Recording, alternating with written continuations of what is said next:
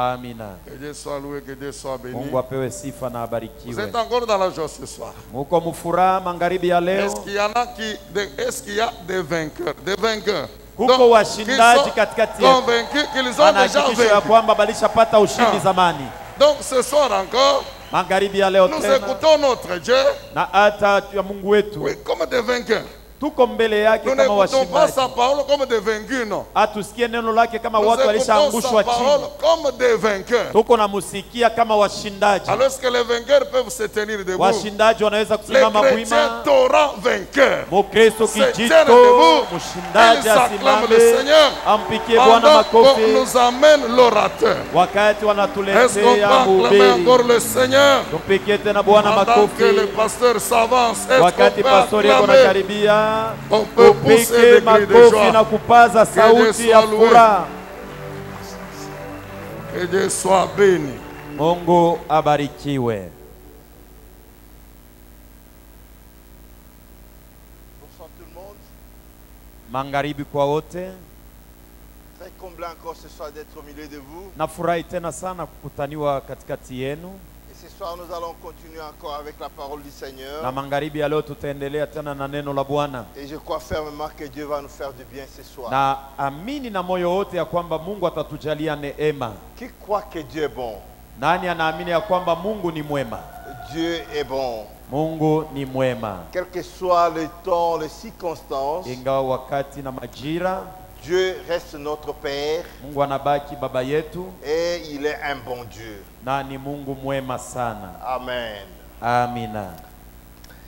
Ce soir, j'ai une très bonne parole que je vais partager avec vous. Magharibi ya leo nina neno nzuri nitagawanya na wewe. Je vais partager avec vous une pensée Nitagawanya nani wazo qui est tirée de notre texte de base, tunaitosha katika usomi ya msingi les textes que nous avons lus hier. yenye tulisoma jana. Ce soir, s'il y a quelqu'un qui écrit les thèmes, Magharibi ya leo kama mtu anaandika anapenda kuandika ce kishina. soir, je vais vous entretenir sur ce Magharibi ya que j'ai leo. appelé Nitaongea nani juu ya kishina kiitwayo l'Éternel Dieu mesure. wa milele Bwana anapima. Tu peux dire à ton voisin que l'Éternel Dieu mesure. Ambia jirani wako wa pembeni ya kwamba Bwana Mungu anapima. C'est un Dieu vrai. Ni Mungu wa kweli.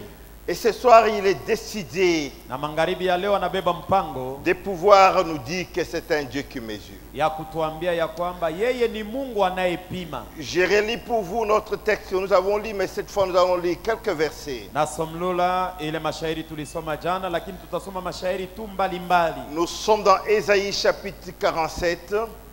Isaya 47. Je lis le verset 3 jusqu'au Nasoma. verset 5. Shairi ya 3 odi ya 5. Je lis Ésaïe chapitre 47. Isaya sura yake 47. Je lis le verset 3 jusqu'au verset 5. Tasoma mstari wa 3. Dans ma odi Bible, c'est wa libellé 3. comme suite. Na hata mbiblia yangu wanaandika wanasema Lorsque l'homme s'avança vers l'Orient, wakati mtu ule alikaribia kumashariki, il avait dans la main un cordon. mkononi mwake mlikuwa kamba. Et c'est ta Bible qui peut souligner ça. Kama ni Il Biblia avait yako, dans sa main tia un mstari. cordon. Mkononi mwake alikuwa na kamba.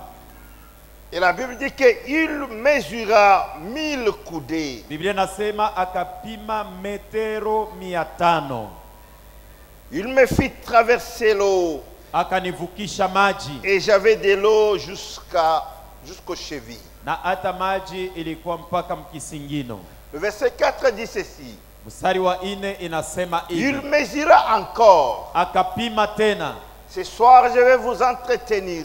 Magharibi ya L'Éternel leo Dieu mesure. nitaongea nawe kuhusu Bwana Mungu Le verset anapima. 4 dit, il mesura encore 1000 Shairi coudées ya 4 inasema alipima tena et me fit traverser l'eau. metero 500 akanivukisha Et maji j'avais de l'eau jusqu'aux genoux. na maji ilifika mpaka magoti. L'Éternel Dieu mesure. Bwana Mungu anapimaka. Il mesura encore 1000 coudées. Akapima tena metero 500 Il me fit traverser et akanivukisha j'avais de l'eau jusqu'au rein. na maji ilifika mpaka mkiuno. J'aime bien le verset 5. Napenda sana shairi yake ya Il dit, tano. il mesura encore 1000 coudées. Anasema alipima tena metero 500 Et ingine. c'était un torrent Na ilikuwa kijito. et que je ne pouvais traverser. Na sikuweza kukivuka. Car l'eau était si profonde Kwa sababu maji ilikuwa ya qu'il uketo.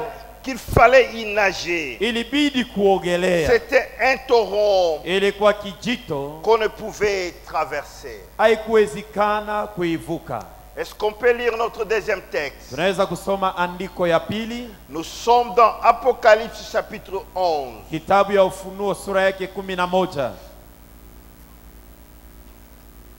Nous sommes dans Apocalypse chapitre 11. Ufunuo sura yake ya 11. Est-ce qu'on peut lire d'abord Zacharie, please? Je m'excuse. Munisame na lomba usamaha. Est-ce qu'on peut lire Zacharie? Kitabu cha Zakaria Chapitre 2. sura yake ya pili. Est-ce que vous êtes là? Zacharie chapitre 2. Mnaipata kitabu ya Zakaria sura yake ya pili. Je vous attends que vous arrivez là-bas. Nous sommes dans Zacharie Na kongoja chapitre 2. uipate kitabu ya Zakaria sura yake ya pili. Zacharie, c'est parmi dans le petit livre de l'Ancien Testament. Zakaria inakuwa katikati ya vitabu ndogo ya Agano za Kale. Est-ce que vous êtes là? Nous sommes dans Zacharie chapitre 2. Zakaria sura yake ya J'ai pili. lu les 2 premiers versets. Nasoma ile maandiko mbili ya Écoutez comment utangulizi. c'est libellé dans ma Bible. Na sikieni vile imeandikiwa Biblia yangu. Je levais les yeux, je regardais. Niliinua macho na kuangalia. Et voici, il y avait un homme tenant dans la main un cordeau pour Na mesurer. kulikuwa mtu alikuwa na kamba mkononi mwake kwa sababu ya kupima. Ce soir, je vais vous parler de l'éternel Dieu mesure. Magharibi ya leo nitaongea nao kuhusu Bwana Mungu anayepima. Dit que je levais les yeux, je regardais, et voici, il y avait un homme tenant dans la main un cordeau pour Anasema mesurer. nikainua macho, niliona mtu alikuwa na kamba mkononi mwake kwa sababu ya kupima. Le verset 2 dit ceci. Shairi ya pili nasema Je hivi. dis, où vas-tu? Nikamuuliza unaenda Il wapi? me dit, Akanijibu, je vais mesurer Jérusalem. naenda kupima kipimo ya Je vais Yerusalemu. aller mesurer la ville sainte. Nitaenda kupima kipimo ya muji Je vais aller takatifu. mesurer la ville du roi, Nitaenda kupima kipimo ya muji ya mfalme, la ville sainte. muji takatifu. L'Éternel notre Dieu décide de mesurer la ville sainte. Bwana Mungu wetu anabeba mpango ya kupima kipimo ya muji Je takatifu. vais mesurer Jérusalem Naenda kupima kipimo ya pour voir de Yerusalemu. quelle largeur, Najua kujua bufupi bwake de ni quelle bwaje longueur na burefu bwake ni il bwaje. doit être. Que quelqu'un dise Amen. Mtu mmoja aseme Que amina. quelqu'un dise avec foi Amen. Mtu mmoja aseme mara tena amina. Est-ce que nous lisons notre dernier texte dans Tutasoma Apocalypse? andiko yetu ya mwisho katika kitabu ya Ufunuo. Apocalypse, c'est le dernier livre de la Bible. Ufunuo ni kitabu kia mwisho kia Biblia. Nous sommes dans Apocalypse chapitre 11. Ufunuo sura yake ya 11. J'ai lu le premier verset. Nasoma andiko hata shairi yake ya kwanza. Est-ce que vous êtes là? Je vous attends. Munaipata, niko na kungojea. C'est le dernier livre de la Bible. Jo kitabu kia mwisho kia Biblia, kitabu kia Est-ce que tout le Ufunuo. monde est là? J'attends. Je vois les gens qui tournent encore Munapata la Bible. Ufunuo 11 mstari wa kwanza. Nous sommes dans Apocalypse chapitre 11. Ufunuo sura yake ya J'ai lu le 11. premier verset. Nasoma shairi yake ya Dans ma kwanza. Bible, c'est libellé comme suite. Na Biblia yangu banaandika mo hivi. On me donna un réseau semblable à une verge. Wakanipatia litete ya kufanana na fimbo. En disant, Wakaniambia, lève-toi simama et mesure le temple de Dieu. na pima burefu na bufupi Oh, bwa ce hekalu ya soir, Mungu. Dieu va mesurer son temple. Magharibi ya leo Mungu atapima burefu na On bufupi ne bwa parle pas hekalu. du temple d'un homme. Abaseme juu ya hekalu ya On dit que mtu. lève-toi Anasema simama et mesure le temple de Dieu. na pima burefu bwa hekalu ya Mungu. Lève-toi, Simama mesure l'autel de sacrifice. pima madhabahu ya fazi ya Et kutolea sadaka. lève-toi, Simama mesure ce qui adore. kupima benye kuabudu. Y a-t-il une femme qui a adoré ce soir? Kuna mwanamke mmoja iko naabudu Y a-t-il magharibi ya un leo? homme qui a adoré ce soir? Kuna mwanaume mmoja iko naabudu magharibi ya Dieu du leo? haut de son trône décide Mungu juu ya enzi yake que kumbingwa na je dois beba. mesurer ce qui adore. Anapasha kupima benye kuabudu. Père fidèle, je bénis ta parole de ce soir. Baba mwaminifu, nabariki Je me neno lako ya recommande à magharibi ya leo. toi. Na kuomba Je me najitoa kwa recommande à ta grâce. najitoa kwa neema Dieu du yako. Saint-Esprit, Mungu Roho Mtakatifu, revêtus-moi de l'Esprit. univike na Remplis-moi de uwezo, ta puissance. unijaze na uwezo Remplis ma wako. bouche de la vie. Jaza Remplis hata ma kinywa bouche changu na de la uzima grâce. na neema. Attache la vie à ma langue. Na beba Au uzima nom de uweke Jésus pa de ulimi yangu Nazareth. katika jina la Fais-nous Yesu wa du bien au Nazareti. travers de ta parole, Père. Napenda kutangaza jina Visite-nous ce lako. soir. Napenda Au kutangaza nom neno du lako Seigneur magharibi ya Jésus. leo na J'ai itukuze ainsi jina la prié, Yesu. Père. Et Yesu. l'Église dit Amen. Kanisa iseme Est-ce qu'on peut amina. acclamer la parole du Seigneur? Tupike makofi juu ya Alléluia. neno la Bwana Mungu. Est-ce qu'on peut acclamer bien la parole? Tupikie makofi neno. Alléluia. Amina. Amen, amen, amen. Amina. Ce soir, je parle de l'Éternel notre Dieu qui mesure. Wa milele magharibi ya leo ninamzungumzia mwenye kupima.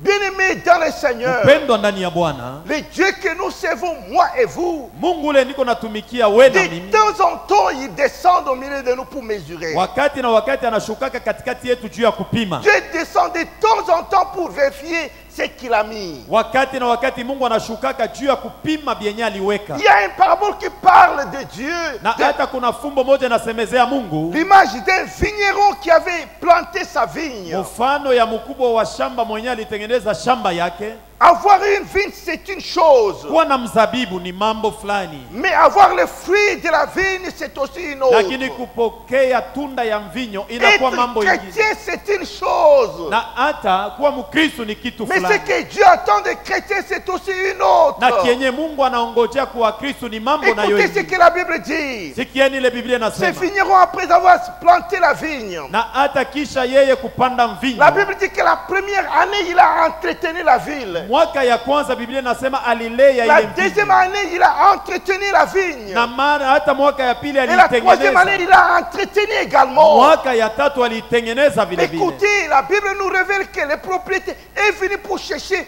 le fruit de la vigne. Na Biblia inatufunulia kwamba mwenye shamba alikuwa kutafuta 3 ans mapato. après, Na kisha miaka il n'a tatu pas trouvé le fruit. akupata tunda. Il décida de couper la vigne Alibeba mpango ya jusqu'à kukata ce ile que le shamba. vigneron puisse plaider. Na mpaka pale mwenye kuchunga Ce shamba que nous aliseme servons, moi alisema et vous, mimi na wewe mpendwa, de temps en temps, wakati na wakati il descend afin de contrôler, de vérifier Mungu si on est réellement, anashuka authentiquement juu ya resté kuchunguza dans la pensée de Dieu. kama kweli kweli wazo yake nakuwa ndani yetu. C'est ainsi que ce soir, Na ni vile magharibi ya leo l'Éternel notre Dieu décide. Bwana Mungu wetu anabeba mpango, Il veut mesurer, anapenda se kupima, rassurer anapenda que kujihakikisha la nouvelle cité de David est vitu en vya Daudi ordre. ilisha eneana mpaka vile napasha kuwa. Il veut se rassurer. Anapenda kujihakikisha, Il veut peser. anapenda Il kupima, veut mesurer anapenda kupima pour se mrefu rassurer. juu ya kujihakikisha. Est-ce que ceux de la nouvelle cité de David restent Waaminifu wa pour kusiti mpya l'éternel? ya Daudi banakuwa banabakia munani ya Mungu. La Bible dit ceci Biblia inasema hivi dans le texte de base. katika andiko ya msingi, Lorsque l'homme s'avança vers l'Orient, wakati mtu ule alienda kumashariki, il avait dans sa main un cordeau kononi mwake mlikuwa kamba, et il mesura 1000 coudées. alipima metero La 500. Bible dit qu'il mesura 1000 Biblia coudées. inasema alipima metero Ce 500. qui était dans la main de cet homme. Nini ilikuwa mkono ya huyu La Bible ne mtu? nous parle pas c'est un ange ou c'est Dieu. Biblia ituambie kama alikuwa malaika au Mungu, Mais ce que nous disons que ce qui était dans sa main, lakini kenye tunasoma yenye c'était ilikuwa mkono un yake instrument de mesure. ilikuwa chombo ya kupima Le nacho. cordeau lui permettait Kamba ilimruhusu de mesurer la longueur, apime urefu, de mesurer la hauteur apime hata et de mesurer urefu également la wa juu na profondeur. kuingia katika kilindi. Oh Dieu que nous servons Mungu mwenye tuko veut natumikia mesurer ce soir notre profondeur. anapenda kupima Est-ce que urefu kwa sommes-nous kuingia des chini, superficiels? na hata aina tuko bajuju Sommes-nous des chrétiens chrétiens au-dessus seulement. tuko bakristu Nous sommes bajuju tu, seulement les gens visibles aux yeux des hommes. tuko tu batu bakuonekana Je kwa macho vais ya batu. sonder ce soir. Anapenda Je vais se kupeleleza rassurer magharibi. ce soir. Anapenda Quelle kupima est la magharibi. profondeur de chacun de Ni nous. uketo gani ya kila mtu? Et la Bible dit que celui qui avait les cordeaux, Na Biblia inasema mwenye alikuwa na kamba une mesure pour la toute première fois. anapima mara ya La kwanza, Bible dit que 1000 coudées. anapima metero 500. Après avoir mesuré 1000 coudées, Kisha kupima metero 500, Ézéchiel dit, Ezekieli il anasema me fit traverser. akanivukisha. C'est pendant qu'Ézéchiel traversa Wakati Ezekieli alikuwa que anavuka Ézéchiel constate na anatambua qu'il traversait au milieu d'une rivière. alikuwa navuka Pendant mto, qu'il traversait, wakati alikuwa il navuka constate anatambua que l'eau était juste au niveau des ya chevilles. kwamba maji ilikuwa mkisingino ya mguu, Ézéchiel avait tout son pouvoir na hata alikuwa na de mamlaka marcher yote dans cette juu rivière ya kutembea parce mwile que l'eau mto, était juste au niveau kwa des sababu chevilles. maji ilikuwa mkisingino ya miguu. Ça a pris combien de temps? Ilibeba wakati La ngapi? Bible sait tout sur les temps. Biblia aisemee wakati, La Bible sait tout sur les temps. Biblia aisemee Mais wakati, quand vous lisez, lakini vous ukisoma verrez comme la chose qui se passe en chaîne. utaona saa mambo ilikuwa Non, nafatana, ce n'est pas comme ça. haina Si vile. vous lisez comme ça, Ukisome vous vile allez manquer quelque chose. utakosa kitu, Mais ce que la Bible nous révèle, lakini kenye Biblia à inatufunulia une certaine période, wakati à un fulani, certain temps, wakati à une fulani, certaine époque, unakuwa wakati fulani. Ézéchiel a marché. Ezekieli L'eau alitembea, était au niveau de ses maji chevilles. ilikuwa mkisingino ya Ça a miguu. pris combien de temps? Ilibeba wakati ngapi? Je ne sais pas. Mi sijue. Ça peut prendre une année, Inaweza kubeba mwaka 2 moja, ans, miaka mbili, 3 ans. miaka tatu. La Bible dit que celui qui mesure est Biblia revenu inasema encore. mwenye alikuwa anapima, Alléluia. amina, Celui qui mesure est revenu encore. mwenye alikuwa anapima La Bible dit alirudia qu'avec tena, le même instrument de mesure, mpaka na chombo ya kupima nacho il kile. mesure encore. Anapima La Bible dit tena. que c'était 1000 Biblia coudées. inasema ilikuwa metero 500. Ézéchiel nous révèle Ezekiel qu'il ne fit anatufunulia pas traverser encore. na akamuvukisha Quand il tena. a fait traverser Wakati Ézéchiel, alimuvukisha la Bible dit Ezekiel, que pendant qu'Ézéchiel Biblia traversait, inasema wakati Ezekiel alikuwa Ézéchiel nous anavuka accorde la révélation. na anatupatia ufunuo Ezekiel. Ézéchiel constate Ezekiel que anajionea cette fois-ci, hapa l'eau sasa n'était plus au niveau des chevilles. maji haikukuwa Ézéchiel mkisingino était tena, toujours à mesure de marcher. lakini alikuwa Il a traversé anatembea, l'eau. alivuka Il maji, était dans la rivière. alikuwa La mtoni. Bible nous révèle Biblia à inatufunulia cette époque-là, mwile l'eau wakati était au niveau de ses maji genoux. ilifika magoti yake. Ça a pris combien de temps? Ilibeba miaka La ngapi? Bible sait tout là-dessus. Biblia ituambie Une année, mwaka 2 moja, ans, miaka mbili, 3 ans. miaka La tatu. Bible dit que celui qui mesurait est venu encore. Biblia inasema mwenye alikuwa anapima alirudia Que tena mara ya quelqu'un tatu. dit encore. Anasema Non, tena, disons sema encore. mara tena. Ce qui était, Ile likuwaka c'est ce qui est, njo yenye et biko c'est na ce qui leo sera. na njo vile Que rien vitakuwaka. n'est intimide sur la terre des Mtu hata hommes. moja ashikongopeshe Que rien padunia, n'est intimide. kitu hata kimoja La kikongopeshe. Bible nous révèle Biblia que inatufunulia celui qui mesurait est revenu encore. mwenye alikuwa anapima Avec anarudia le même tena, instrument de mesure. na kiombo kyake kya kupima Il nacho, mesura encore cette fois akapima tena 1000 coudées. metero 500. Et la Bible nous dit, Na Biblia inatuambia, Ézéchiel dit qu'il me fit traverser encore. Ezekieli anatufunulia ya kwamba alinivukisha tena. La troisième fois, pendant que Ézéchiel traversait, Mara ya tatu wakati Ezekieli alikuwa navuka, Ézéchiel constate Ezekieli que anajionea cette fois, sasa hivi les eaux se trouvaient au niveau des reins. maji ilifika mukiuno kyake, Mais Ézéchiel était en mesure toujours de marcher. lakini Ezekieli iliwezekana paka avuke Il atembee était en mama. mesure de se déplacer. Aliweza kutembea mtoni, Et il appelle ça que je marchais dans les eaux na anatuambia nilikuwa natembea mumaji, jusqu'au niveau, na l'eau mpaka était au niveau de mkipimo. ses hanches. Maji ilifikia mkiuno kyake. Que quelqu'un dise la 4e fois. Mtu mmoja aseme mara ya ine. Non, non, parle la 4e fois. Mara ya ine. 4 fois. Mara ine. La Bible nous dit que la 4e fois, Biblia inasema mara yake ya ine, la 4e saison, na hata muda wa ine, cette 4e époque, na hata ilikuwa wakati ya ine, Ézéchiel était toujours là. Ezekieli alikuwa ingaliki paka Ça a pale. pris combien de temps? Ilibeba miaka ngapi? Je cherchais. Mungu ye mwenyewe ndio anajua. Écoutez-moi, frères et sœurs. Sikieni ndugu na dada, La 4e période, na muda wa ine, la Bible dit que celui qui mesure est venu encore. Biblia inasema mwenyewe alikuwa anapima, alikuja Il tena, mesure encore akapima tena 1000 coudées. metero 500. Ézéchiel se présente comme autrefois. Ezekieli anakuya tena paka saa vile alianzaka kuya. Il voulait être traversé. Alipenda avukishwe. Il voulait marcher. Alipenda kutembea. Écoutez-moi, frères et sœurs. Sikieni ndugu na Je vais dada. vous dire de bonnes choses ce soir. Nitakwambia mambo Je mazuri suis magharibi ya content de leo. vous parler ce soir. Ninafurahi kuzungumza na wewe La Bible magharibi ya dit leo. qu'à la 4e fois, Biblia inasema mara yake ya il 4 mesurait encore 1000 coudées. akapime tena metero 500. Cette fois, Pale ça cesse d'être une rivière. haina tena mto tu. Écoutez, frère, je vais vous dire des choses. Niko nakwambia mambo nduku. Ça cesse d'être une rivière. Haina tena kamutoni. Ce qui est devant Iko mbele Ézéchiel, Ezekieli yenye 4 fois inapatikana mbele après. yake.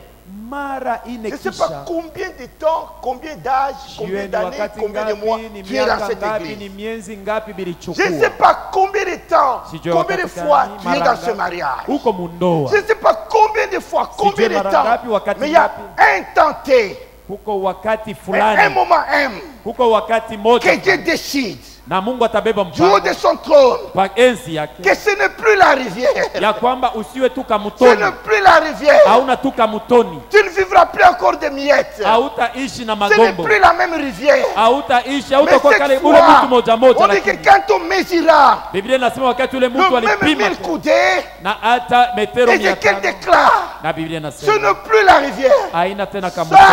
c'est le torrent. Hii ni Dans les kijito, torrents, on Mukijito. ne marche pas. hautatembea. Alléluia. Amina. Peuple du Seigneur. Batoto ba Bwana. Ézéchiel, la Bible nous révèle. Ezekiel Biblia Il le inatuambia, regarde. Il anaangalia, dit qu'ici, anasema hii j'ai toujours fait la même chose. mimi nafanyaka kila J'ai siku utilisé les bimwa. mêmes moyens. Niko na manamna Mais moja à moja, la 4e fois, lakini mara ya ce n'est 4 plus les mêmes moyens. haina namna Il moja avait moja, utilisé ses 2 pieds na hata aliweka pour miguu marcher. juu ya kutembea. Mais quand on est devant un torrent, Lakini wakati unakuwa on utilise mkijito, l'ensemble de son corps hauna uwezo wewe mwenyewe afin de kuongoza pouvoir se déplacer dans les na torrents. juu ya kutembea mkijito. Il le regarde. Na hata Il dit Ezekiel que anaangalia, ça, ce n'est pas l'eau. anasema hii Ce ana n'est maji, pas la rivière. haina kamutoni, Ça, c'est un torrent. hii ni kijito, Ça, c'est un torrent. hii ni kijito. J'aime bien ce qu'il dit. Napenda ile Il anasema, dit que l'eau était si profonde. anasema maji ilikuwa ya Oh, uketo écoutez, sana. je vais parler des eaux profondes. Nitasemea maji ya uketo. Écoutez-moi, frères et sœurs. Unisikie ndugu na dada, La nouvelle cité de David, écoutez-moi. si tupe ya Daudi Dieu munisikie. nous a destinés Mungu à vivre alitutayarisha dans la profondeur. kuishi Oui, il mukilindini. y a eu une année, c'était dans les chevilles. Mwaka moja tulikuwa 2 ans, c'était dans les genoux. na ilikuwa 3 ans, magoti, c'était dans la ya hanche. tatu ilikuwa Mais Dieu mkiuno, nous a destinés lakini Mungu à vivre dans la alitutayarisha profondeur. kuishi kilindini, C'est de là que Dieu nous attend. na ile njoo C'est de kwenye là que nous avons banatongoza notre salut. na njoo C'est kovu dans la yetu profondeur. ni mukilindi. Ézéchiel regarde. Ezekieli Il dit anaangalia, que ça, anasema hii c'est le torrent. hii ni Mes pieds kijito, seuls ne suffit pas. na hata Il faut que miguu j'engage yangu mes haitatimia, bras. inafaa Y niinue a-t-il un mikono. homme qui a déjà nagé au milieu de nous? Na kuko mtu mmoja Y a-t-il ashakuogelea une kama femme qui sait nager? mwanaume au mwanamke anajua Quand on kuogelea. nage, Kama uko on naogelea, utilise l'ensemble des corps. ni kusema unatumia Quand on mwili nage, wakati la unalogelea, somme de son corps, ni kusema mwili la yako somme de son être mwili est umutu wako totalement noyé dans l'eau. na ulicha C'est kujitumbukiza là où il wote est de la maji, profondeur na ile ni kilindi. que Dieu nous attend. Mkilindi njo mule Mungu anatuongojea. J'aime bien. C'est venu à la 4e fois. Napenda sana, alikuwa mara ya 4. J'aime bien ce que la Bible dit. Napenda ile Biblia inasema, La Bible nous dit que c'était un torrent Biblia inasema ilikuwa kijito que je ne pouvais pas traverser. yenye sikuweza kuvuka. Un torrent Kijito qui demandait que j'engage tout mon corps. iliniomba niweke mwili yangu D'être yote dedans. niingie ndani. Bien-aimé dans le Seigneur. Pendwa ndani ya Bwana. Il y a eu des moments, papa. Kulikuwa wakati ingine Si baba, les os sont dans les chevilles, kama maji On iko peut marcher. msingine, unaweza au même kutembea moment, mes mains font autre chose. na pale pale mikono yako iko nafanya tena bintu bingine. Quand les os sont au niveau des genoux, Wakati maji na kufikia magoti, je peux toujours marcher. naweza kuendelea na Mon kutembea. corps, Mwili yangu, ma bouche, kinwa changu, ma tête mawazo peut faire yangu, autre chose. niko nawaza mambo Mais ingine, Dieu niko nafanya veut vingine, na Mungu Que nous anapenda soyons totalement noyés. shi bote C'est tujitumbukize là que Dieu ndani. nous attend. Njo mwenye Mungu C'est anatuongojea, là que Dieu nous njo attend. kwenye Mungu Oui, anatuongojea. frères et sœurs, Ndiyo ndugu na Dieu dada, veut que nous puissions nager Mungu dans la anapenda profondeur. tuogelee kilindini. C'est au milieu de la profondeur que nous attendons notre bénédiction. Ni kilindini ndio kwenye kunakuwa baraka yetu. Écoutez-moi, frère. Munisikie banduku. C'est vrai, après avoir jeûné et prié, Kisha kufunga na je kuomba. sais que tu attends de Dieu quelque chose. Na jo natumainia kwa Mais Mungu. j'aimerais te dire ce soir, Napenda kuambia magharibi le ya Dieu leo. t'attend dans les Mungu profondeurs. anakongojea Le Dieu kilindini. restera avec toi. Na njoo kule Il est Mungu avec anapenda wewe na toi. wewe. Eko na Mais wewe. ce que tu veux Lakini kenye se unataka trouve qu'au milieu des profondeurs. kinapatikana C'est quand kilindini. on sera profond dans la prière, Kama unaingia profond kilindini dans la mwa parole, uwe kilindini là on peut muneno. rencontrer l'éternel Dieu de gloire. Njoo kule utakutana na Bwana wa utukufu. Il y a un texte merveilleux dans le livre de Luc. Kuna andiko ya ajabu mkitabu ya Luka. Je ne sais pas quand vous lisez, c'est dans Luc chapitre 5e. Luka sura yake ya 5. Et vous allez lire ce que nous appelons couramment Na la mtasoma pêche miraculeuse. ile tunasemaka kuloba samaki kwa muujiza. Je vais vous dire quelque chose que Dieu m'a Nitakwambia fait. kitu kimoja kia ajabu pale. Dieu Mungu t'attend au anakungoja milieu de la profondeur. kilindini. Tu pries, c'est une chose. Unaomba ni Tu kitu lis la kimoja. parole, c'est une chose. Unasoma neno la Mungu ni kitu Mais na Dieu kio. veut te trouver Lakini Mungu anapenda kukute profondément Kilindini. noyé dans la prière. ulisha kuingia kilindini mu maombi. Dieu veut te trouver Mungu anapenda kukuta profondément noyé dans la parole. kilindini mwenye kujitumbukiza muneno. La Bible nous dit que c'est un Dieu qui sur toute chose par sa parole. Biblia inasema ni Mungu anashikamisha vitu vyote kwa neno lake. Tu peux le rencontrer dans sa parole. Unaweza kukutana naye ndani ya Et Dieu neno te lake. rencontrera aussi que dans sa parole. Na Mungu naye atakukuta wewe paka muneno lake ye. C'est un Dieu merveilleux. Na ni ya maajabu. La Bible nous dit, Biblia inatuambia dans ce texte que nous venons de lire, nous venons de citer, ile andiko tunataka mkutaja ya dans Luka. Luc chapitre 5, Luka 5. la Bible dit qu'il y a eu un homme qui avait un problème. Biblia inasema kulikuwa mtu mmoja alikuwa na matata. Il y a eu une femme qui a un problème. Kuko mwanamke mwenye kuwa na matata. Papa, la Bible nous montre que Biblia inatuambia baba ya kwamba Jésus voulait prêcher les gens Yesu alipenda kuhubiri watu. et Pierre avait son problème d'avoir péché toute la nuit, il n'a pas eu de Na solution. Petro magumu yake ni kusema aliloba usiku mzima lakini hakupata Ce n'est pas samaki. de ça que je veux vous parler. Aina njoo ile nitakwambia. Mais je vous parle de la profondeur. Lakini nitaongea na wewe juu ya Ézéchiel kilindini. dit, Ezekieli ça anasema c'est un torrent. hii ni kijito. Les eaux sont profondes. Maji inakuwa ya uketo. Au milieu de la profondeur, Katikati ya kilindi on ne marche pas. hawezi On kutembea. nage. Unafai C'est-à-dire, on kuogelea. s'identifie à l'eau. Unajitambulisha, Mon unapatana corps, na mon maji. âme et mon esprit est dedans. Mwili, roho na nafsi yangu biko ndani. Et la Bible nous dit, Na Biblia inasema Jésus étant venu, Yesu alikuja il trouve la barque anakutanisha mtumbwi. bord de la rivière. Ilikuwa kupwani. Que quelqu'un dise Amen. Mtu mmoja aseme amina. Jésus demande à Pierre, Yesu anamuomba Petro déplace aondoshe cette barque loin de la terre. mtumbwi iende mbali na udongo. Jésus a mesuré, Yesu alipima. dit que ce n'est pas ici Anasema aenda kutokea que moi hapa. je dois résoudre mon problème. Njoo mimi nitaleta jibu À kumagumu. chaque niveau de notre vie, Mukipimo kyote kya maisha il yetu y a une solution. kunakuwa jibu. Mais ce n'est pas à cela que Dieu t'a destiné. Lakini haina njoo kwenye Mungu alikutayarisha.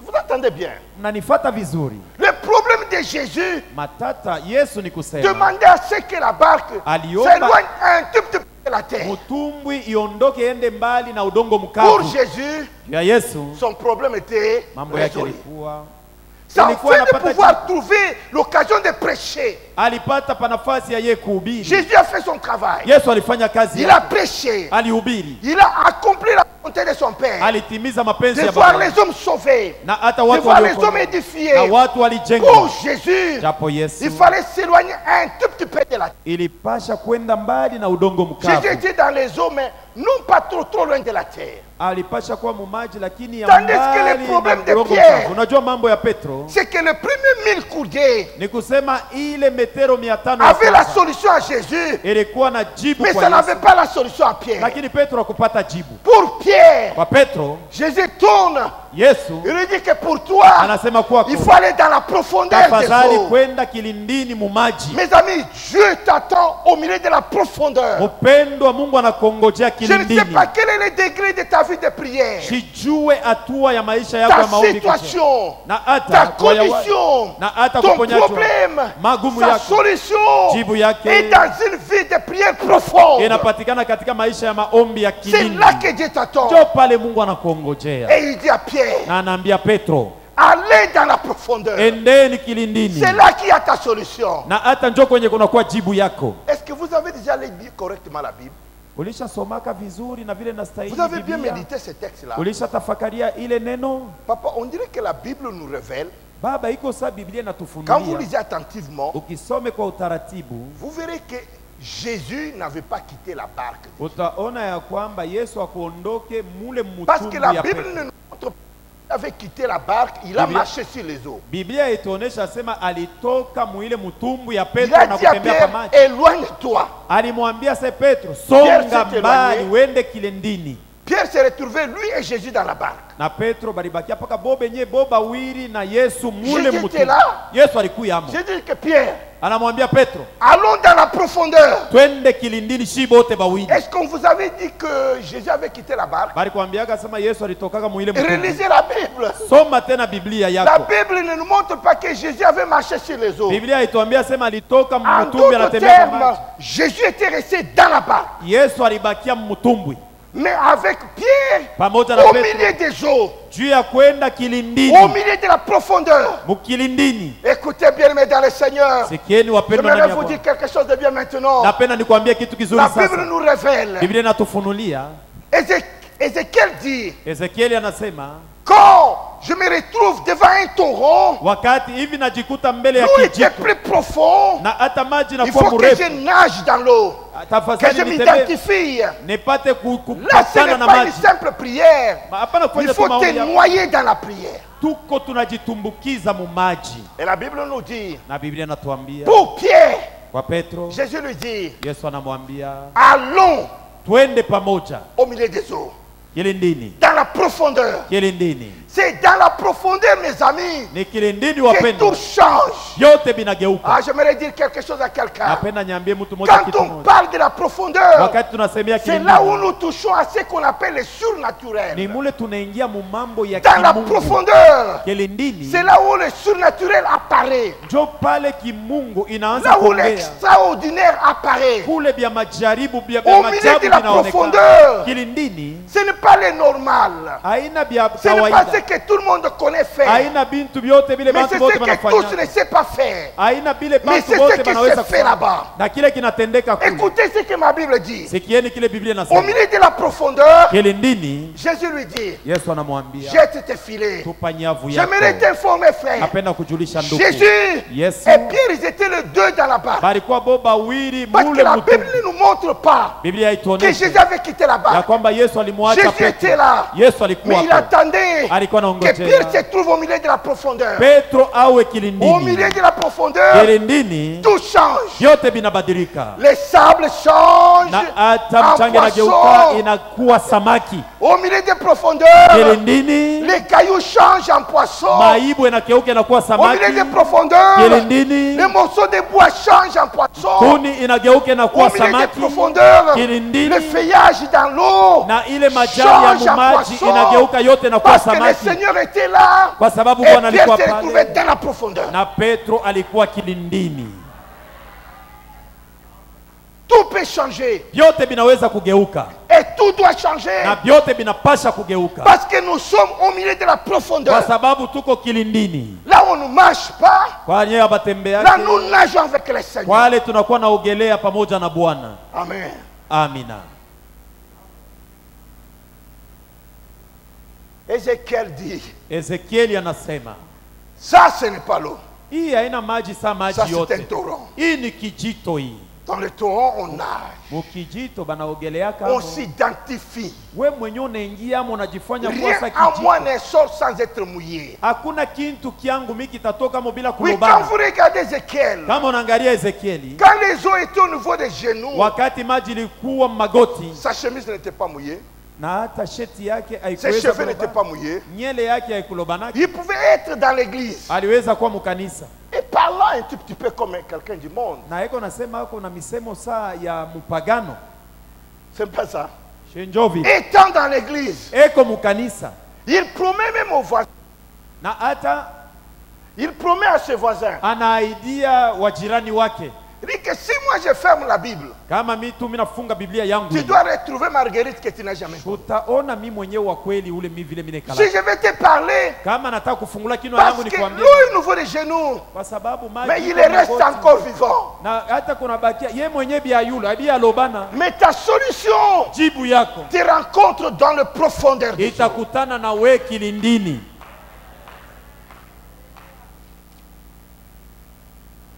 La profondeur des eaux. Kilindini mumaji. Jésus veut que nous puissions être profonds. Yesu anapenda tuwe wa uketo.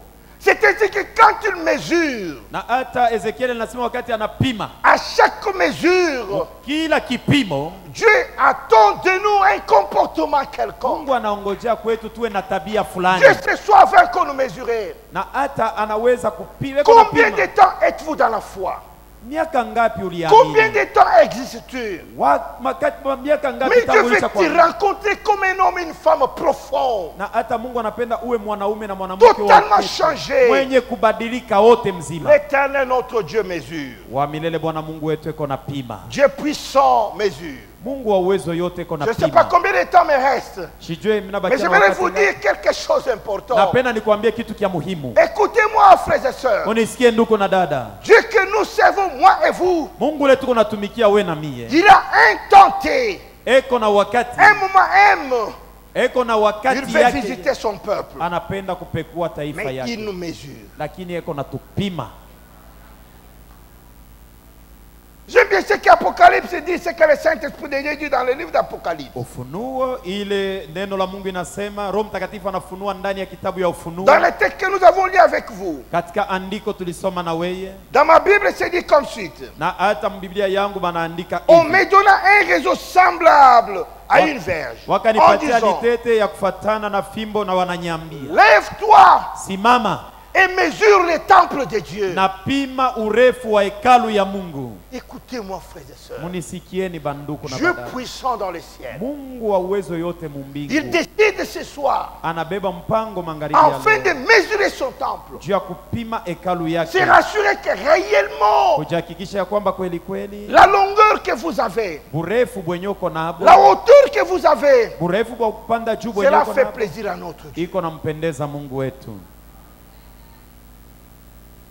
Il n'a pas dit qu'allez visiter Israël. Akuseme mwende Il mkapige n'a pas dit Israeli. qu'allez dans les temples pour prier. Akuambia sema mwende Allez dans les mwekalu, temples pour écouter la musique. mwende mwekalu msikie Allez dans muziki, les temples pour écouter la parole. mwende mwekalu juu ya kusikia Le neno, message de l'Éternel. jumbe ya Mungu. Allez, Endeni mesure pour moi ce temps. munipimie burefu na bufupi na burefu mkupanda juu bwa hekalu.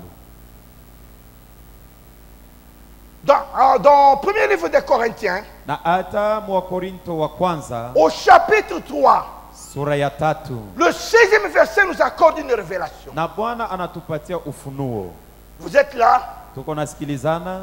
Dans 1 Corinthiens 3,16, Wa Korinto wa kwanza sura ya 3:16. l'Éternel notre Dieu envoie d'abord, il dit, Wa milele Mungu wetu anamtuma Paulo aseme. l'Apocalypse dit, Ufunuo inasema, lève-toi, simama, va me mesurer les temples. wendo kanipimie hekalu. Mesure les temples de Dieu. Pima hekalu ya Mungu. J'aime bien cette précision. Napenda hii Il dit hakikisho. qu'allez, Anasema ende, mesure-moi les temples. unipimie hekalu, Les temples de Dieu. hekalu ya Mungu. Amen. Amina. Amen. Amina. Mais l'apôtre Paul nous dit que Lakini mtume Paulo anatuambia, vous êtes les temples de Dieu. nini ni hekalu ya Mungu? Vous n'avez pas bien compris. Hamkunifata vizuri. Dieu veut mesurer son temple. Mungu anapenda kupima kipimo kia Mais hekalu quand yake. Dieu envoie les messagers, Wakati Mungu il dit anatuma que wajumbe, mesure-moi les temples de Dieu. munipimie hekalu ya Mungu. Ce n'est pas les bâtiments où vous êtes. Aina hiki kinyumba mwenye tuko No. hapana. Dieu dit, Mungu anasema, allez me mesurer les temples. mwenye munipimie Et burefu wa l'apôtre hekalu. Paul nous dit, Mtume Paulo anatuambia, vous êtes le nini temple ni de Dieu. hekalu ya Mungu. Le message de ce soir, Dieu veut Mjumbe ya magharibi ya leo Mungu qu'on aille anataka mesurer ses soeurs, cette sœur, kupima huyu qu'on ndugu na aille huyu mesurer dada. ses frères, Namna gani atampima huyu qu'on aille ndugu? mesurer le prédicateur, Bende bakamupime qu'on aille burefu mesurer les chantres, na muimbaji. qu'on aille mesurer les services de Bende protocole, bakapime wale wa qu'on mesure kuchunga amani. quiconque est temple de Dieu. Yeyote anapatikana mwekalu ya Mungu. Dieu veut te mesurer. Mungu anapenda kupima. Dieu veut se rassurer Mungu anapenda kujihakikisha que tu es réellement le reflet de sa gloire. ya kwamba unakuwa kionesho ya utukufu wake. Dieu veut mesurer Mungu anapenda kupima tout homme et toute femme. mwanaume na mwanamke Se rassurer que réellement tu es le reflet de l'image de Dieu na invisible. kujihakikisha ya kwamba wewe unakuwa kionesho ya utukufu ya Mungu. Allez-y, Endeni mesure-moi les temples de Dieu. munipimie hekalu On ya ne Mungu. parle pas des temples des démons. Abaseme hekalu ya On ne mandemo. parle pas des temples des hommes. Hapana hekalu ya On watu. parle des temples de Dieu. Anasemea hekalu ya Mungu. Ne me parle pas de ton mari qui n'est pas converti. C'est pas Hapana de lui kuniambia qu'on parle. mambo ya bwana yako ule alishaamini. Ne Haina me ndio parle pas de anasema. ta femme qui n'est pas convertie. Ce n'est pas d'elle qu'on Hapana parle. kuniambia mambo ya bwana yako ashiamini. Dieu Haina s'occupe mambo. premièrement de son temple. Yesu anashughulikia kia kwanza Là où il y a hekalu son yake. esprit. Kwenye kunakuwa roho Là où il y wake. a sa présence. Kwenye kunakuwa uwepo Je wake. veux mesurer. Mungu anapenda kupima. Mesure-moi ce temple Unipimie hekalu et le temple de Dieu. na hekalu ya Mungu. La Bible dit que ne savez-vous pas que vous êtes le temple de Biblia Dieu inasema mwa mjua, sema mwenjo hekalu ya Mungu et que l'esprit de Dieu habite en na vous. roho wa Bwana iko ndani yenu. Vous êtes le temple de Dieu Nini ni hekalu ya Mungu? et que l'esprit de Dieu habite en vous. Na roho wa Bwana iko ndani yenu. Quiconque détruit son temple, Yeyote ataharibisha hekalu, la Bible dit que Dieu le détruit. Biblia inasema na yeye Mungu atamuharibu. À cause du temple de Dieu, Juu ya hekalu ya Dieu Mungu, dit que quiconque détruit son Mungu temple, anasema mwote atabomola hekalu yake, Dieu le détruira. Mungu na yeye atambomola. Il dit que le temple de Dieu est comment? Hekalu ya Mungu iko je? Le temple de Dieu est saint. Hekalu ya Mungu iko takatifu. Ce soir, Dieu veut mesurer son temple Mungu magharibi ya leo anapenda kupima par urefu rapport wa à la hekalu yake. sainteté, Kufuatana na à la utakatifu crainte de Dieu, na kuogopa Mungu au reflet de l'image du Seigneur. na hata kwa picha na Dieu mfano est wa venu Bwana. mesurer Mungu anapenda la kupima. nouvelle cité de David. Si tumpe ya Daudi, Vous êtes le temple de Dieu. nini ni hekalu ya Mungu? Mais êtes-vous saint comme Dieu est saint? Uko mtakatifu mpaka vile Mungu Quand yuko tu ouvres ta mtakatifu. bouche, Wakati est-ce unafungula que tu es kinywa le chako, reflet de Dieu? misemo yako inaonesha Quand tu bumungu. parles, Wakati est-ce que tu es unasema, le reflet de Dieu? misemo yako inaonesha Est-ce que bumungu. le milieu où tu es, Mahali penye unakuwa est-ce naishi, que Dieu est là? hakika Mungu yuko Dieu dit hapo. que vous êtes le temple de Dieu. Biblia inasema nini ni Mais vous hekalu ya devez Mungu? savoir une chose. Lakini mnapaswa Le kufanana na temple kitu de Dieu kimoja. est saint. Hekalu ya Mungu iko takatifu. Chanter, c'est une chose. Na hata kuimba ni mambo na hiyo ingine. Être le temple saint, c'est aussi une Lakini kuwa autre. hekalu takatifu na hiyo ni mambo ingine. Prêcher, c'est une chose. Kuhubiri ni mambo ingine. Mais être le temple saint, c'est aussi une autre. Lakini kuwa hekalu takatifu na hiyo ni mambo ingine. J'aime bien comme la Bible dit, Napenda sana vile Biblia inasema. rien d'impur, Na kushikwe kitu kia buchafu, rien d'impur kushiwe kitu kia ne buchafu peut entrer dans la sainteté de Dieu. kinaweza kuingia muutakatifu. Mes amis, Barafiki, Dieu veut mesurer son temple ce Mungu anapenda soir. kupima kipimo ya hekalu yake magharibi ya leo. Nous chantons pour Dieu, Tunamwimbia nous Mungu, louons Dieu. tunamsifu Mungu. Est-ce que nous sommes saints? Shi benye Nous tuko sommes watakatifu. séparés du monde. Tulishatenganishwa na dunia, Nous sommes éloignés du péché. tulishaenda mbali na dhambi. Qu'est-ce que nous ne voyons pas à l'église aujourd'hui? Na ni kitu gani atuone mkanisa Qu'est-ce que leo? nous n'attendons pas à l'église Ni vitu aujourd'hui? gani atushikie mkanisa leo? Est-ce que vous, sincèrement, êtes-vous un homme, une femme mis à part? Uko mwanaume na mwanamke mwenye kutenganishwa. Dieu mesure son temple, bien-aimé. Mungu anapima hekalu yake. Dieu veut se mpendwa. rassurer Mungu anapenda kujihakikisha que le temple de Dieu que vous êtes, hekalu ya Mungu vous wewe êtes totalement séparés du monde. ulishaachana na dunia. Comment vous vous habillez? Unavalaka nguo je? Comment vous vous coiffez? Unajinyoleshaka nywele je? Comment vous mangez? Unakulaka bitu Et gani? qu'est-ce que vous buvez? Unakunuaka binini?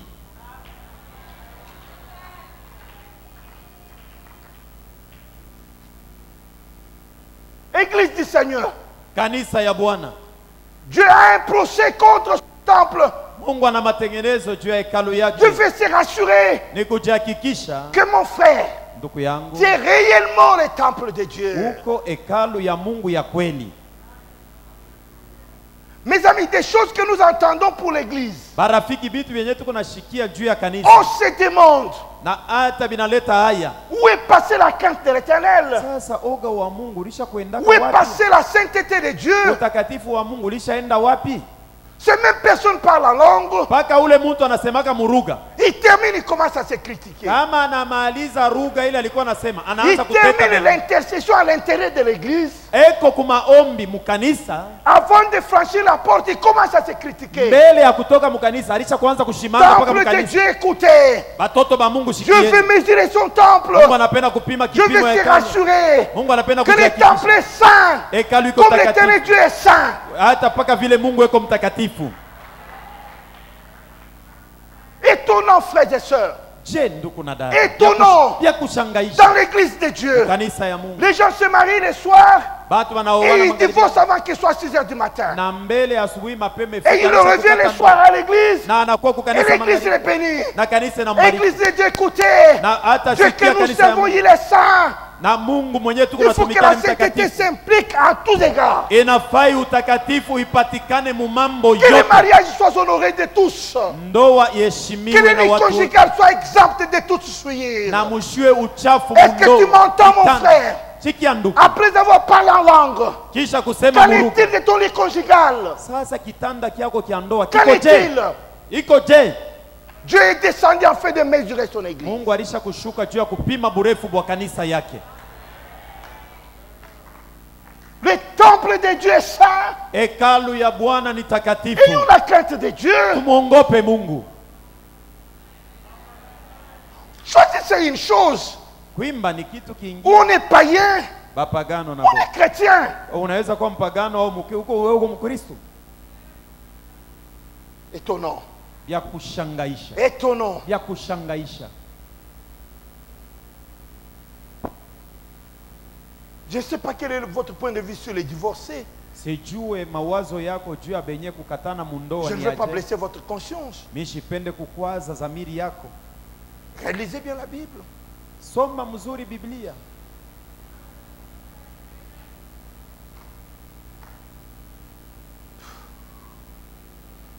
Papa, j'ai entendu un homme qui divorçait avec sa femme. Baba, nilisikia mtu mmoja mwenye alikata alivunja ndoa na Moi, je mke lui wake. dis que monsieur, mais tu es divorcé, non? Namwambia bwana, wewe shulisha kuvunja Non. ndoa. Il était fâché contre moi. Ani anishiriki? Parce que je ne suis pas divorcé. Pastori, mimi sikuvunja ndoa. Il faut dire que la femme m'a quitté. Inafai kusema bibi ndio aliniacha. Mais ça change quoi? Sasa binabadilika mnini? Wewe huna naye. Oh, c'est ma femme qui m'a quitté. Ah, ni bibi yangu ndio alinikatala. L'autre est passé même sur les chaînes de télévision. Mwingine alipita na kuma channel ya television. On dit que monsieur, tu es divorcé. Banamwambia sasa shulisha Tu kuvunja continues ndoa. à prêcher l'évangile? Huko naendelea na kuhubiri injili. Je dis que non. Asema hapana. C'est une séparation dans l'amiable. Ni tulisikilizana tu tuachane bila matata. Hey! Eh? Mais, mes amis, Barafiki. come on, come on. Il continue à venir prêcher l'évangile. Eko naendelea na kuhubiri injili Et les gens sont derrière lui. na bantu beko namfuata na kumfuata. Comme les gens ne se gênent pas. Sasa vile bantu Les bajizuiza. titres au Congo, je ne sais pas ce qui se passe avec cette affaire des titres. Macheo kukongo Est-ce que vous connaissez ce bishi qu'on wewe kama appelle ni mambo kwa. bishop? C'est quoi? Ça signifie quoi? Unajua ule banaita askofu, unajua ni kusema ni bishop. Dans ce pays, il y a tellement de choses. Muhii nchi muko napitikana tu mamambo wengine. Les gens confondent tout. Bantu banavuruka, banabebe hivi asema njoo kusema hivi vile vingine asema njoo binataka J'ai kusema hivi. trouvé dans ce pays Nilikutana muhii nchi. les intellectuels, Bantu bene kujifunza, les bataalamu non-intellectuels. na benya bakujifunzaki. Mais si tu as ta voiture échouville, et comment on appelle, de voiture en hauteur, comment on appelle? Kama 4x4. Vous Kama uko appelez na ça- gari vous yako appelez ça Jeep comment? ya juu Mais qui vous a dit qu'ils sont des jeeps? 4x4. Nani kwambia sasa ni Jeep hii? Banaita. Hein? 4x4. 4x4. Mais ça, le nom. Chiko na njina yake. Oh, oh, que Dieu nous aide. Mungu atusaidie. Ces voitures ne sont pas des jeeps. Ile magari haina sema Chaque njoo gari voiture munene a son nom. iko na njina yake yo ile balicha kuandika Si hapo. c'est Toyota, c'est Toyota. Kama ni Toyota ni Toyota, kama ni Si Isuzu c'est ni Jeep, Isuzu. c'est Jeep. Kama ni Jeep ni Jeep. Si c'est Mercedes, c'est Kama ni Mercedes. Mercedes ni Mercedes. Mais vous trouvez que Lakini unakutana tu tout ce qui est chauffeur on appelle Jeep. bantu tu anaanza kuita na Mercedes asema Jeep yangu liona. Oh, que Dieu nous aide. Mungu atusaidie.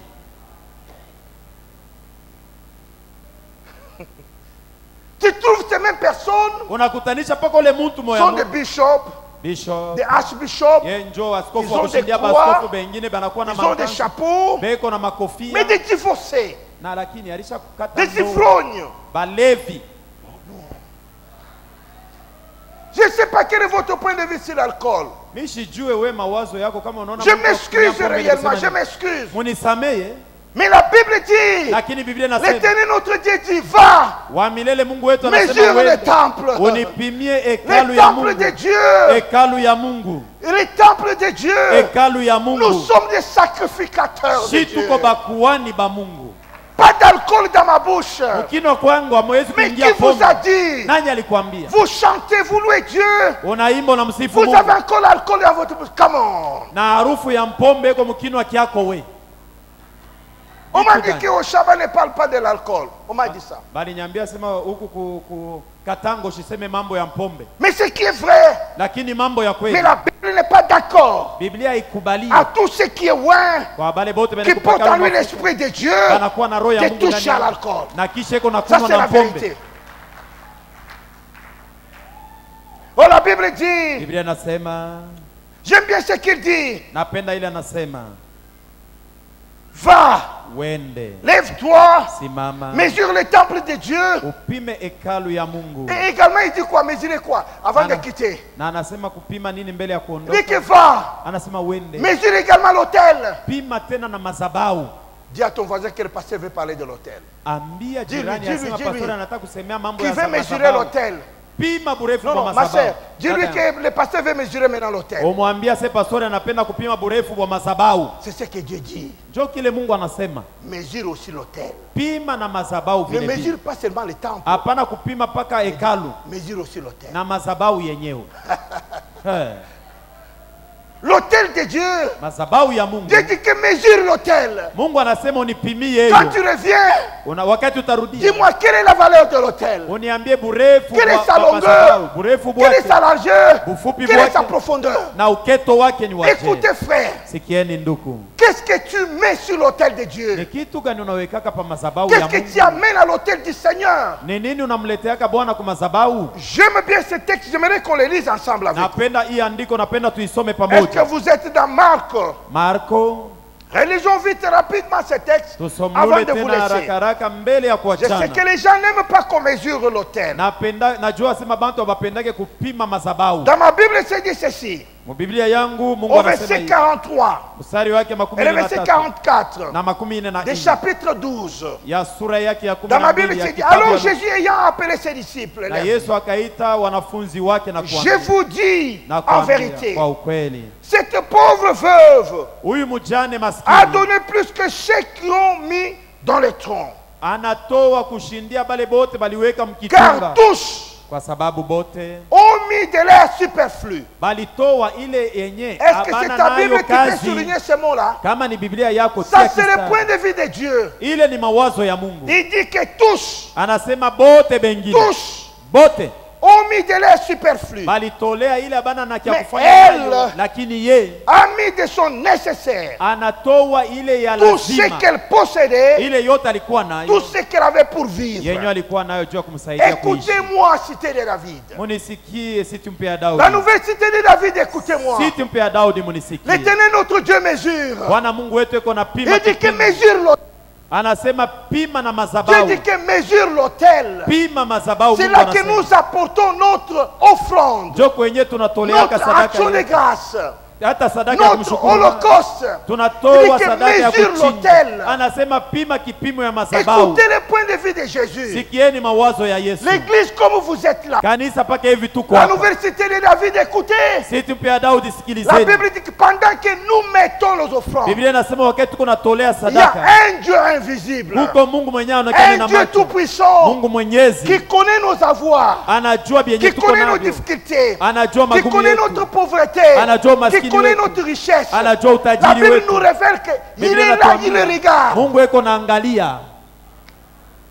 Quand les offrandes sont terminées, Wakati toleo wakati yake Jésus n'a limalizika. pas émis son point de vue à toute l'assemblée. Yesu akwambie mambo yake bantu bote. Il a donné son point de vue Alisemea mawazo à yake. ceux qui étaient supposés mesurer. Bale baliitwa kupima. Il appelle les disciples. Anaita wanafunzi. Il dit que vous avez vu la nouvelle cité de David. Anasema munaona city mpya ya Daudi?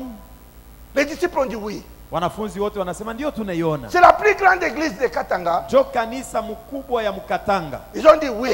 Bote banafunzi Ils wanasema chantent bien ces gens. na hata banaimbaka Les mzuri. disciples ont dit oui. Bantu banafunzi wanasema ndio. Ils ont jeûné 7 jours. Balifunga chakula masiku Les 7. disciples ont dit oui. Banafunzi banamujibu ndio. Ils ont parlé en langue. Balisema na muruga. Les disciples ont dit Banafunzi oui. wanamujibu ndio. Ils ont des Bibles. Beko na mabiblia Les disciples ont bote. dit absolument. Bote wanasema ndio beko Ils ont nayo.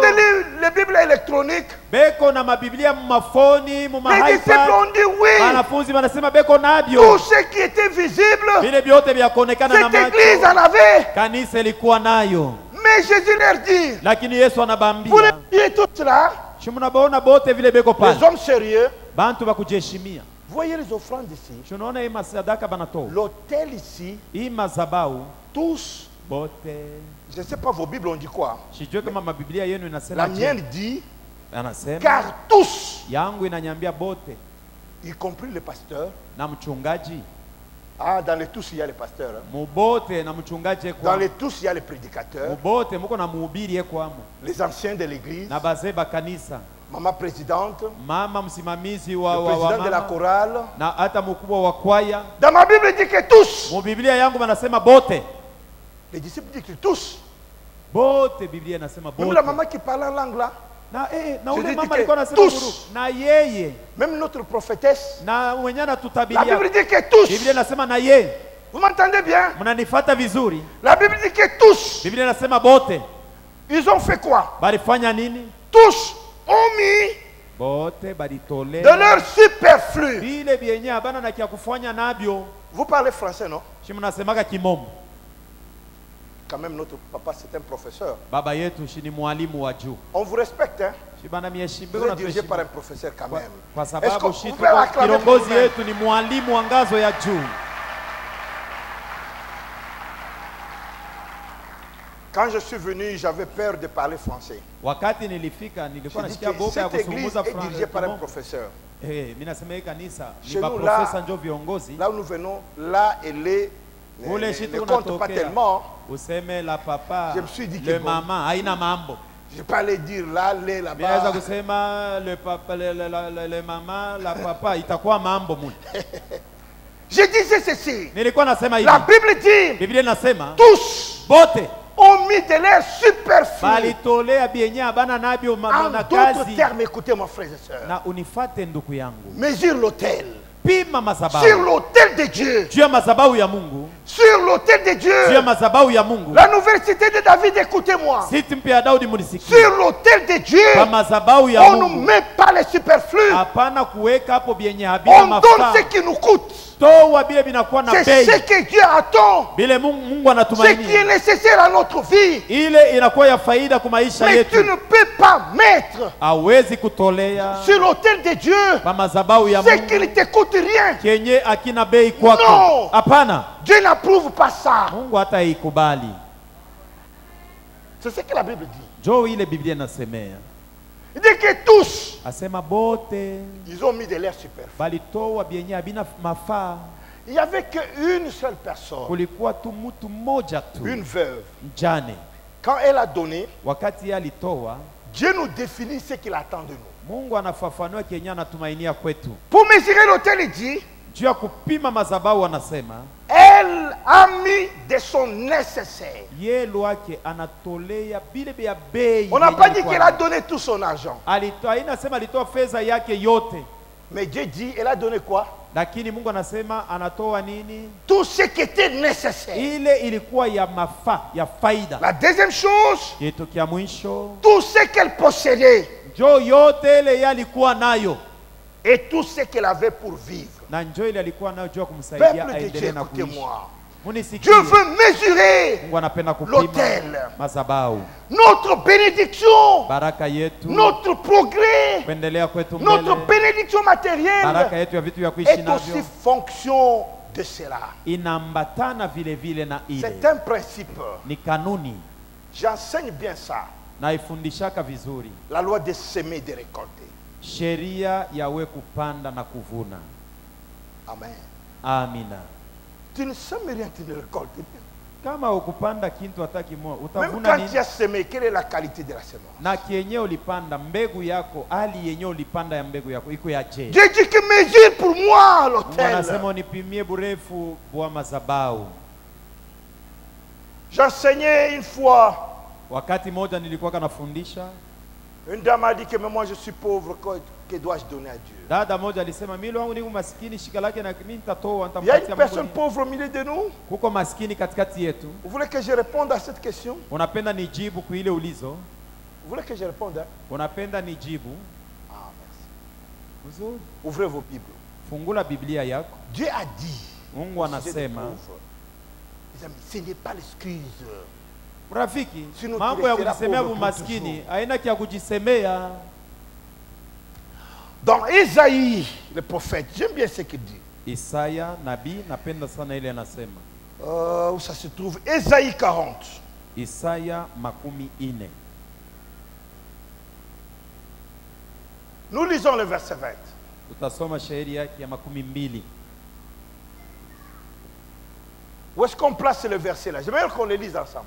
Napenda Oh, tuisome le verset là. pamoja. Est-ce que tout le monde peut lire avec moi? Tunaweza kusoma pamoja?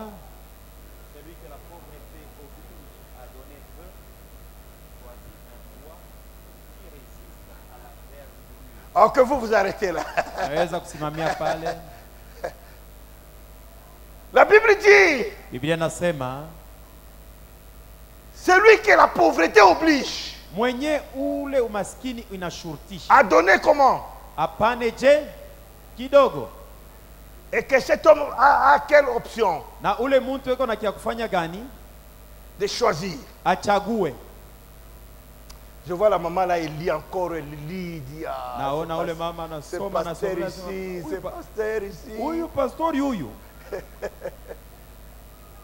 La Bible dit Biblia nasema, que celui dont la pauvreté oblige ule umaskini de inashurutisha. donner peu. Atowe kidogo. On ne dit pas que celui qui est pauvre ne donne pas. Abaseme maskini ya shitowe. La Bible dit qu'il doit donner. Biblia nasema napasha Mais sa kutoa. condition l'oblige de donner peu. Lakini hali ya maisha yake na Mais il mshurutisha est kidogo. responsable de choisir Lakini yeko mwenye madaraka ya kuchagua ce qu'il doit donner. kenye anapasha kutoa.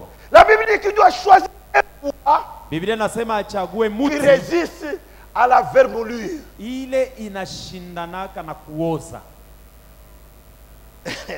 Tu es pauvre, Ni nani maskini? mais ce que tu as mis là, Lakini kenye uko nakyo ne mkono. prends pas les miettes qui montrent que tu es pauvre, non. Hapana kubeba Choisis. magombo na magombo asema niko maskini, Ce qui chagua peut résister kenye kinaweza à la kushindana pourriture. na uharibifu. Vous avez entendu? Unanifata? Tu vas t'en sortir de la pauvreté. Na utatoka mubumaskini. Sinon, tu resteras pauvre. Isipokuwa utabakiaka paka Parce que maskini. la Bible ne prend pas. Na Biblia Celui qui sème peu, inasema mwenye anapanda kidogo fait quoi? atafanya nini? Atavuna na yeye paka kidogo. Fait quoi? Atavuna kidogo. Mesure pour moi l'autel de Dieu. Munipimie madhabahu ya Mungu. Mesure pour moi le temple de Dieu. Unipimie kanisa ya Mungu. Je vais terminer par là. Tamalizia hapa. La Bible dit, Biblia inasema mesure pour moi aussi unipimie vile vile celui yule qui fait quoi? anafanya nini. Ah, papa, ils ne veulent pas. Baba bapende. La Bible dit que je mesure qui encore? Biblia inaniomba nimupime tena nani mwingine? Hein? Nani? Y a-t-il une femme qui a adoré ce soir? Kuko mama moja iko na abudu magharibi. Y a-t-il un homme qui a adoré? Kuna mwanaume moja alikuwa na Mon abudu. ami, il y a eu des adorateurs dans cette église. Kuko baabudu mukanisa huko. Mon ami, tu as vu les hommes et les femmes adorer? Uliona banaume na banamuke beko na abudu huko. Ils ont adoré qui? Bali abudu nani? Dieu. Mungu. Mais Dieu m'envoie encore ce soir. Lakini Mungu ananituma tena Dieu magharibi. pour moi. Anasema unipimie. Ces adorateurs ici. Bale baabudu. Je veux qu'on les mesure. Napenda ubapime. Les adorateurs, je m'excuse, je ne vais pas vous mesurer. Baabudu munisame shitakuwa Que Dieu vous kumipima mesure kipimo. lui-même. Mungu amipime kipimo Mais yeye sache que mwenyewe. l'Éternel, notre Dieu, Wa milele Mungu wetu il reconnaît que vous êtes les adorateurs. atambue ya kwamba uko Mais il dit muabudu wa que mesure aussi les adorateurs. anajua sema uko muabudu, lakini ananiambia sema Ce n'est nipime pas na seulement ceux baabudu. qui passent ici, Haina paka bale bene kupita huku, mais quiconque adore Dieu. lakini yeyote mwenye kumwabudu Mungu. Dieu dit que mesure pour moi le temple de Dieu. Mungu anasema unipimie hekalu ya Mungu. Mesure pour moi l'autel de Dieu. Unipimie madhabahu ya Mungu. Mesure également ceux qui adorent. Vile vile unipimie na benye Ceux qui kuabudu. lèvent les mains, Benye kuinua qui mikono. adorent l'Éternel. Banaabudu Bwana. Dieu veut le mesurer. Mungu anapenda kuwapima. Le vrai adorateur, la Bible dit, Baabudu kwa kweli Biblia n'est-ce pas, nasema c'est ceux qui adorent Dieu ni benye kuabudu en Mungu vérité kwa ukweli et na en esprit. katika roho. Comment tu adores Dieu? Uko na muabudu Mungu Est-ce je? que êtes-vous sincère vis-à-vis de Dieu? Na hata uko na Êtes-vous abudu sincère d'être membre de cette église? uko mwana unaacha Êtes-vous kuwa mwanamemba sincère wa d'avoir le kanisa pasteur comme notre papa? na unapenda Êtes-vous kuwa pastori sincère kama d'écouter wewe la parole? na unafanya Êtes-vous vizuri sincère kusikia vis-à-vis de la parole de na Dieu? ile neno la Mungu La Bible dit que inasema. les vrais Biblia adorateurs, inasema baabudu ba ils kweli adorent Dieu en banamwabudu vérité Mungu kwa ukweli et en esprit. na katika roho. Quel est le témoignage de ta femme sur toi? Ushuhuda ile bibi yako iko nayo juu yako ni aje? Quel est le témoignage de ton mari sur toi? Bwana yako anaambiaka bantu asema we bibi yake huku waje? Comment tes enfants t'appellent? Batoto yako banakuitaka sema nani? Adore Dieu en vérité. Abudu Mungu katika ukweli. J'aime bien les gens qui adorent en vérité. Napenda bale bantu wanaabudu katika ukweli. Oh, je me rappelle encore de vieux Abraham. Namkumbuka mzee Abrahamu. La Bible dit qu'Abraham, Biblia inasema Abrahamu il avait Isaac dans sa main. alikuwa na Isaka mkononi mwake. Il avait le feu, il avait le bois. Vous connaissez l'histoire. Alikuwa na nkuni, alikuwa na moto na kisu, mnajua Et il hadithi. dit aux serviteurs qui étaient avec eux, Na anaambia watumishi walikuwa na vous vous wasindikiza, restez m'attendre. mwe mubakie mutuchunge Moi et hapa. le fils, Mimi na mtoto yangu nous mwanaume allons pour adorer. tunapanda kumlima juu ya Est-ce qu'il y a-t-il kuabudu. un homme, une femme Huko mwanaume na qui mwanamke laisse son mari à la maison, anaacha bwana qui yake laisse ses kunyumba, enfants à la maison, anaacha batoto yake il laisse kunyumba, sa femme à la maison. anaacha bibi yake kunyumba. Attends-moi, maman. Unyongoje Moi, je mama vais yangu, adorer. naenda kuabudu. Non, frères et sœurs. Hapana ndugu na Ces dada. hommes étaient lâches. Na aba Si bantu c'était walikuwa- moi, je dirais à Abraham, Balikuwa si c'est pour baovu. adorer Dieu, Na moi et nitakumwambia toi, nous Abrahamu, allons adorer ensemble. shi bote hatutabakia, shi hatutabakia hapa, twende shi bote tukamwabudu. La Bible dit, Biblia inasema Abraham est monté pour adorer, Abrahamu alipanda juu ya mais il kuabudu, voulait offrir un holocauste lakini alipenda kutolea kama sadaka ya qui est le kuchinjiwa. reflet Ni ilikuwa sadaka ya je de mtoto yake. l'adoration sincère. Maabudu ya kweli na roho yote. Amen. Amina. J'ai un témoignage à partager avec vous. Nina ushuda ya kugawanya na wewe. À un moment dans ma vie, Wakati moja maisha yangu j'ai appris nilijifunza à faire l'offrande qu'on appelle l'holocauste. kutoa sadaka imeitwa sadaka ya kuteketeza. Vous lisez beaucoup ça dans la Bible Munaisomaka sana mbiblia et vous y passez vite. lakini hauelewe. Quand la Bible dit Wakati Biblia inasema Abraham était allé adorer, Abrahamu alienda kuabudu, Abraham allait faire ce qu'on appelle l'holocauste. Abrahamu alienda njoo ya kutoa sadaka Je ya me demande de kuteketeza. mesurer ceux qui adorent. Mungu ananiomba nipime bakuabudu. Hommes et femmes qui adorent Dieu. Mwanaume au mwanamke mwenye Adore kuabudu Dieu Mungu. avec l'offrande qu'on appelle l'holocauste. Umwabudu Mungu na sadaka iitwayo sadaka ya kuteketeza. L'holocauste, c'est qu'on offre à Dieu, Sadaka ya kuteketeza ni ile ya kumtolea Mungu, consumé par le feu, imeteketezwa na et moto que la totalité de l'odeur na harufu monte yote comme un parfum devant Dieu. inapanda kama manukato mbele L'homme yao. n'y touche pas. Hakuna mtu anaweza L'homme n'y kuigusa. retire rien. Mtu hata tosha On mukitu. appelle ça l'holocauste. Imeitwa sadaka ya kuteketeza. Alors Alors quand j'ai appris ça, wakati nilijifunza ile, je ne sais pas comment les choses se passent ici. sijue namna gani vitu vinapitikana hapa. Je dirige l'église, mais je travaille. J'ai un travail. Naongoza kanisa lakini niko mfanyakazi fazi kukazi fulani. Et je résolus dans mon cœur, Na nilibeba mpango moyoni mwangu sur le 12 mois de l'année, juu ya miezi 12 yenye kufanya nous mwaka avons mzima. 24 bulletins de paie. Tuko na hata macheti ya malipo 24. Parmi les membres de notre communauté, Katikati ya wanamemba wa kamiti yetu, je peux dire que je suis parmi les meilleures personnes qui paient leur dîme. naweza kusema niko katikati ya bantu benye bale banalipaka Moi, chekumi je vile paie na stahili. correctement mes dîmes. Mimi nalipaka chekumi yangu vile na Je donne stahili. mes offrandes comme tout le monde. Natoa sadaka sabatu bote. Mais non, je réfléchissais sur l'Holocauste. Sasa nilikuwa nafikiria juu ya sadaka ya J'ai kuteketeza. résolu Nilibeba mpango que chaque année, kila mwaka. les gens, papa peut vous dire, Bantu wanaweza kuambia baba, nous vivons de notre salaire. shi tuko naishi na mshahara yetu ya Mais kila j'ai dit mwezi. à Dieu, mais Nilimwambia tu as Mungu, besoin de l'Holocauste. unahitajia sadaka ya Sur kuteketeza. la somme de mon avoir par an, j'ai Pale un mois. mshahara yangu Sur le ninabeba mwezi 24 mmoja. paychecks que j'ai, Juu ya ile je prends mshahara un 24 chèque complet. nabeba mshahara Je mzima donne à Dieu comme holocauste. nampatia Mungu kama sadaka ya kuteketeza. Ce mois-là, Ile mwezi mes enfants peut-être peuvent manquer, batoto banaweza Un kupungukiwa na peuvent mkate, manquer le banaweza kukosa ice cream, comment on appelle ça ici? Ice cream, crème. banaweza kukosa Ils vya peuvent kutamu, manquer ceci parce banaweza que kukosa tout a kifulani, été donné à Dieu. lakini yote nampatia yo Mungu. Premier mois, première année, ce n'était pas facile. Mwaka ya kwanza ikukuwe kiepesi, Deuxième année non plus. mwaka ya pili vile Troisième vile, année, mwaka ya maintenant on tatu a eu l'habitude. tulizoea, Et Dieu s'est mêlé aussi dans l'habitude. na Mungu na yeye ajiingiza mu Quand nous kuzoeza donnons kwetu. ce mois-là, Wakati on tunaitoa dit ile qu'on gagne plus.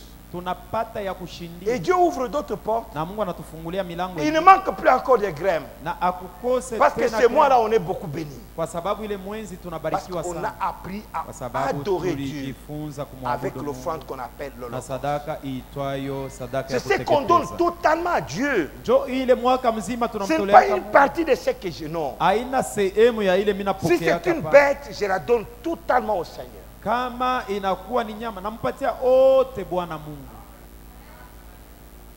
Dieu dit, Nasema allez-y, Mungu anasema mesure-moi mwende le temple de Dieu, unipimie hekalu ya Mungu, mesure-moi l'autel, unipimie et madhabahu, mesure également ceux qui adorent. pima na bakuabudu Que benyewe. Dieu du ciel vous bénisse. Mungu wa mbingu amibariki. Que Dieu vous bénisse Mungu abondamment. amibariki kwa utele Oh, que l'Éternel vous bénisse. wa milele. Bwana amibariki. Amen, amen, amen. Amina.